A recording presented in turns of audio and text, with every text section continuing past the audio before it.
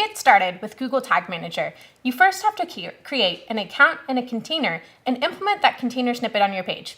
This is really simple to do, so let's take a look at how we do this. Excellent. So let's jump right in.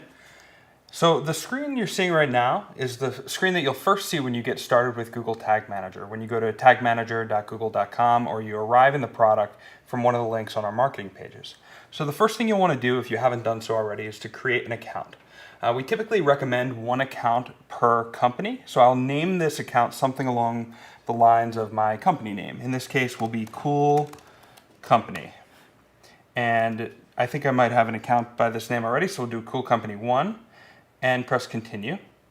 And now we have a container. A container within Google Tag Manager is the entity that contains all of the tags, triggers, and variables, really everything that we're going to want to do with Google Tag Manager to have data flow from one of our properties or multiple properties into various tools. In this case, we'll name this container something after the site where it's going to be located. So we'll do something like www.coolcompany.com. Now, of course, you can have a container that spans multiple websites. In this case, we're just going to use a single website as an example of this, and I'm going to select web. You'll note that you can use Google Tag Manager for other platforms as well, such as iOS and Android on mobile, and accelerated mobile pages as well. So we'll click Create. And after I've reviewed the terms of service, click Yes. And just like that, we've set up our first container inside of Google Tag Manager. Now the screen that pops up contains the container snippet that needs to be implemented on the page. You'll see that there's two parts of this snippet. One part that should be implemented in the head of the page, and a second part that should be implemented in the body.